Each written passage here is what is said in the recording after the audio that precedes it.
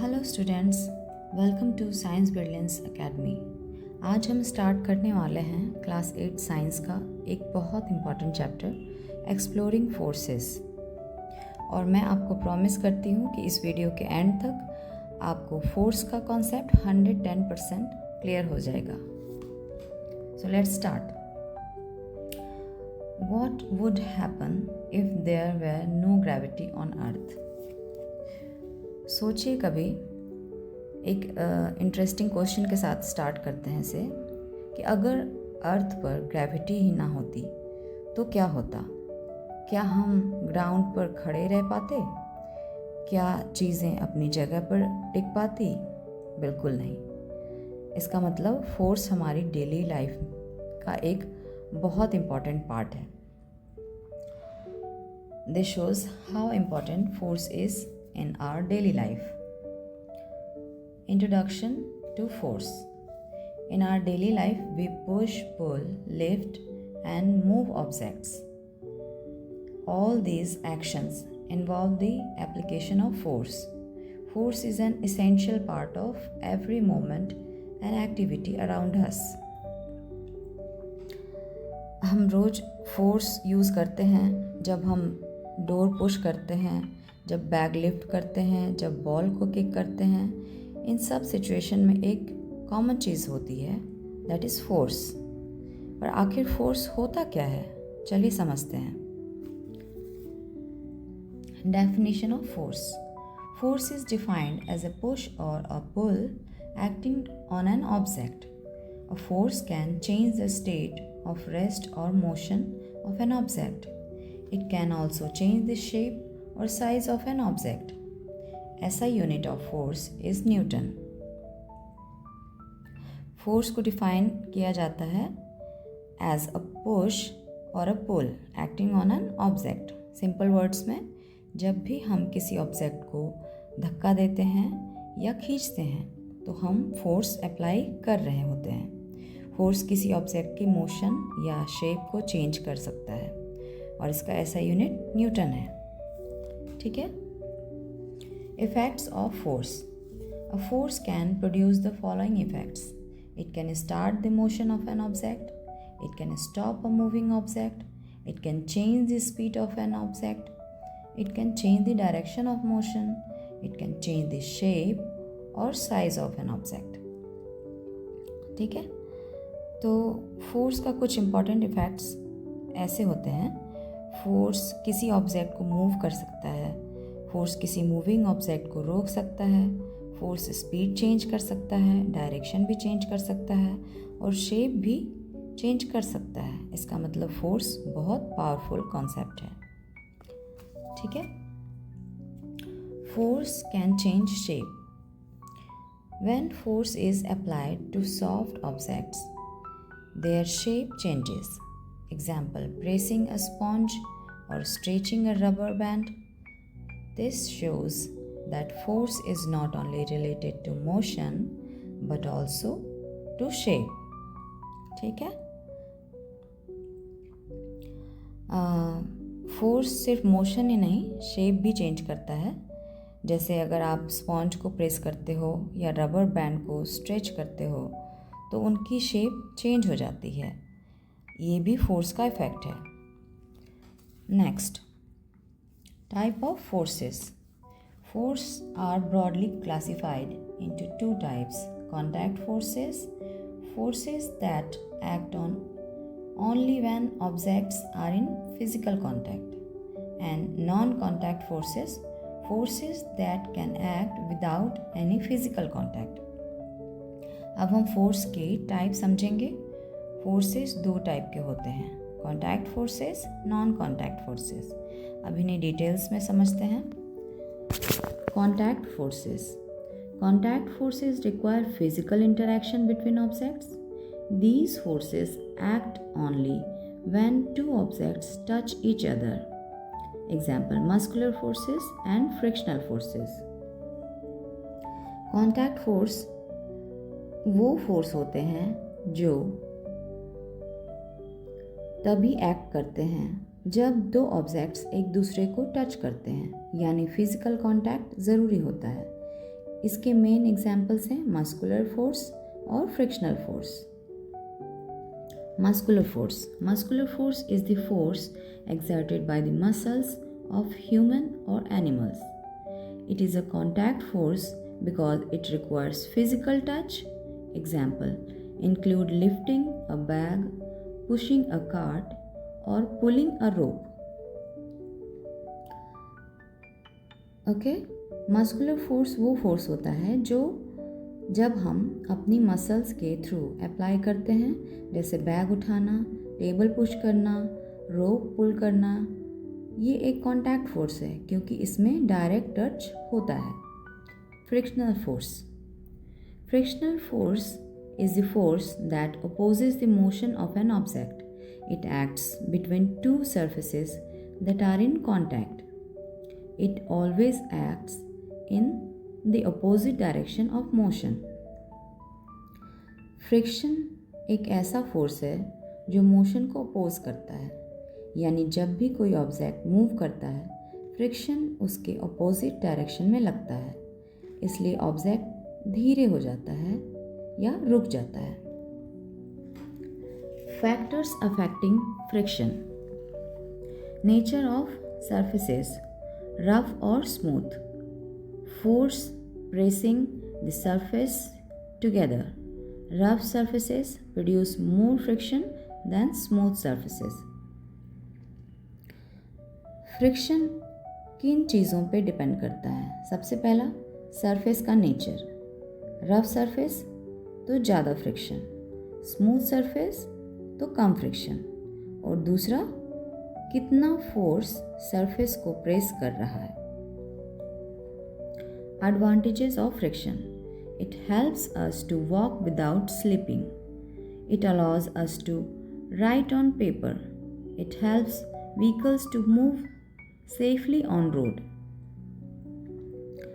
ठीक है, तो एडवांटेज क्या है फ्रिक्शन के? फ्रिक्शन के बिना लाइफ पॉसिबल नहीं है। हम चल नहीं पाते, हम लिख नहीं पाते, व्हीकल्स रोड पर स्लिप कर जाते, इसलिए फ्रिक्शन यूज़फुल भी है। Disadvantage of friction. It causes wear and tear of objects. It produces heat and energy loss. It slows down moving object. पर फ्रिक्शन के कुछ डिसएडवांटेजेस भी हैं।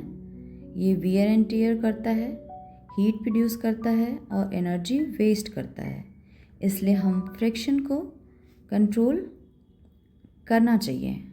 मतलब हमें फ्रिक्शन को कंट्रोल ज़रूर करना पड़ता है ताकि हम कोई भी काम आसानी से इजीली कर पाएँ, जैसे कि चलना या गाड़ी को रोकना या कुछ भी, ये थोड़ा कंट्रोल वे में होना चाहिए। Methods to reduce friction. Using lubricants like oil or grease. Using ball bearings. Polishing surface to make them smooth. Friction को कम कैसे करते हैं?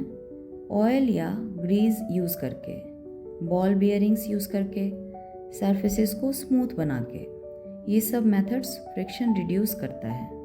अगर फ्रिक्शन रिड्यूस नहीं करते तो जैसे आप दरवाजे को कभी कभी देखते हो घर में, कैसे आवाज़ आने लगती है, गेट को कभी खोल रहे हो कुछ आवाज़ आती है, तो उसमें जब हम ऑयल देते हैं तो वो स्मूथली मूव करने लग जाता है। Non-contact forces. These forces act without physical contact between objects. They can act over a distance. Examples: gravitational, magnetic, electrostatic forces. तो नॉन कॉन्टैक्ट फोर्सेस के बारे में अब हम जानते हैं। ये वो फोर्सेस होते हैं जो बिना टच किए एक्ट करते हैं, यानी डिस्टेंस से भी काम हो जाता है।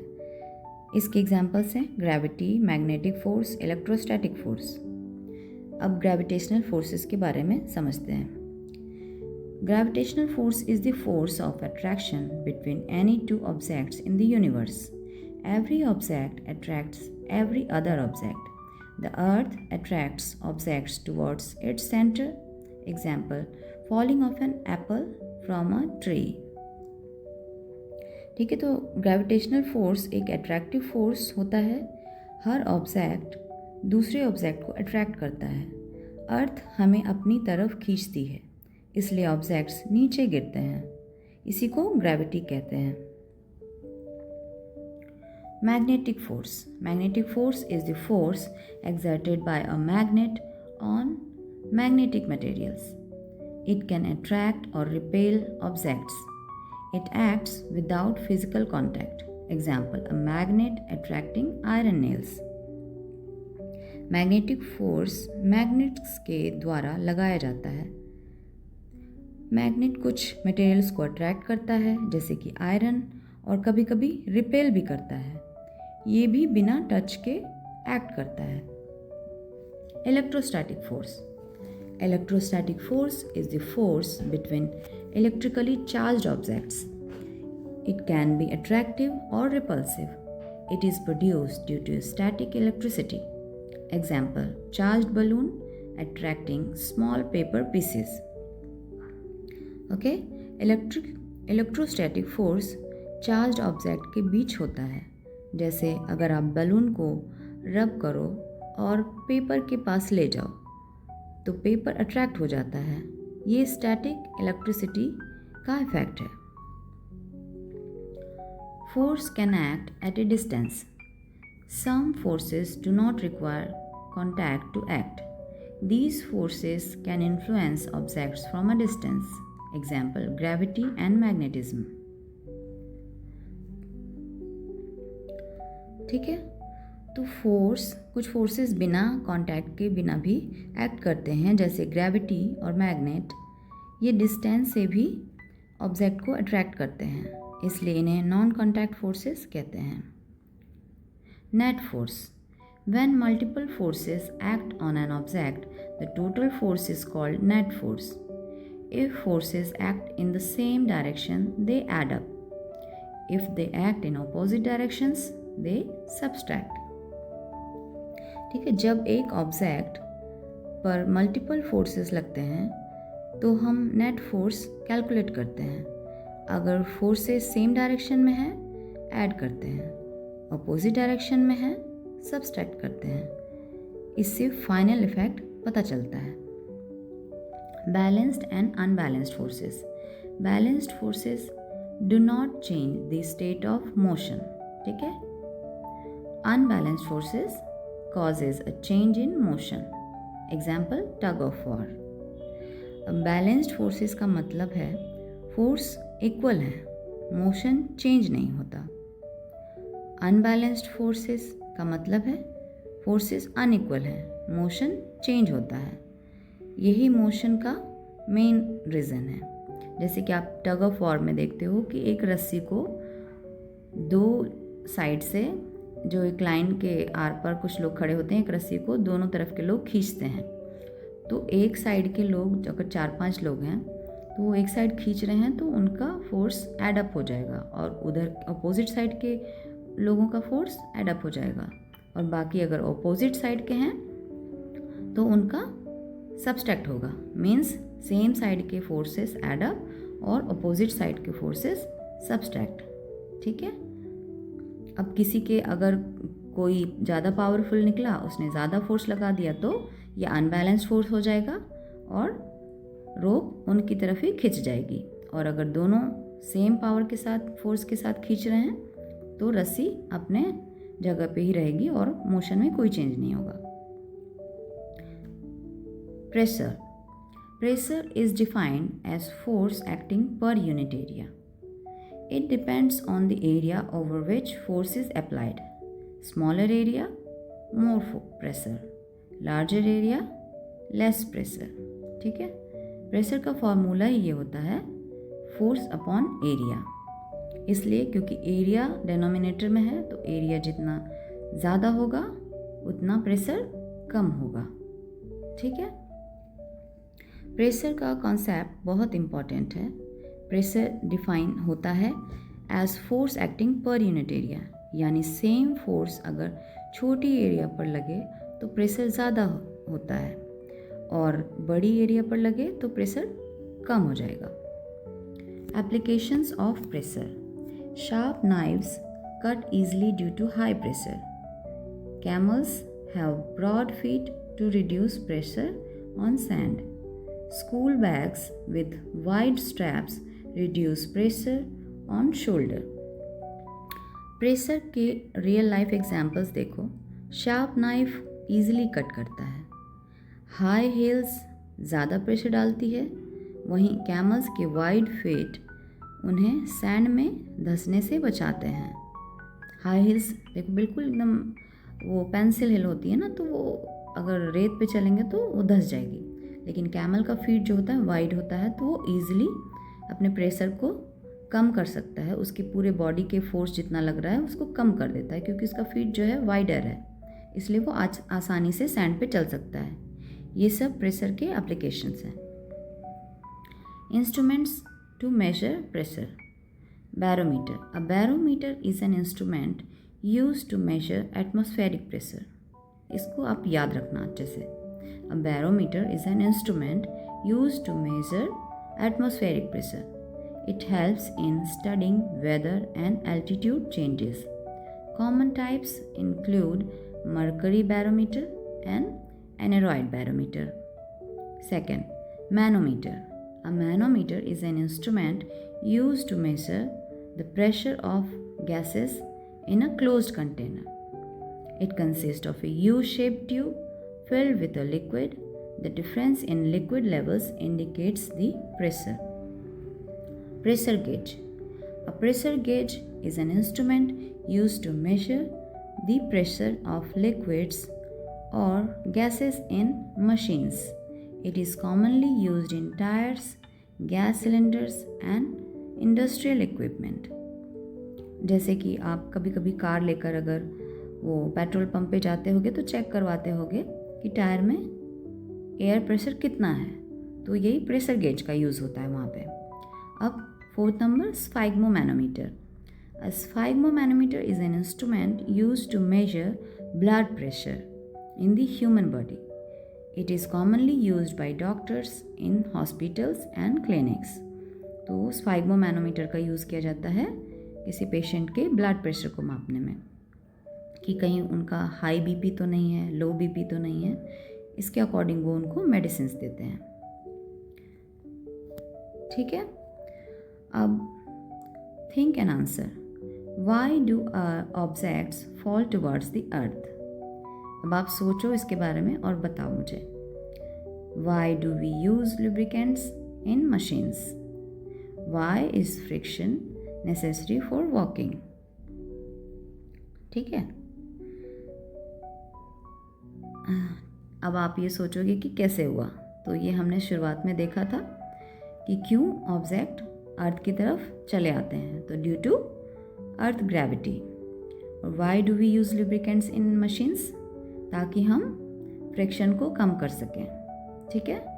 Why is friction necessary for walking.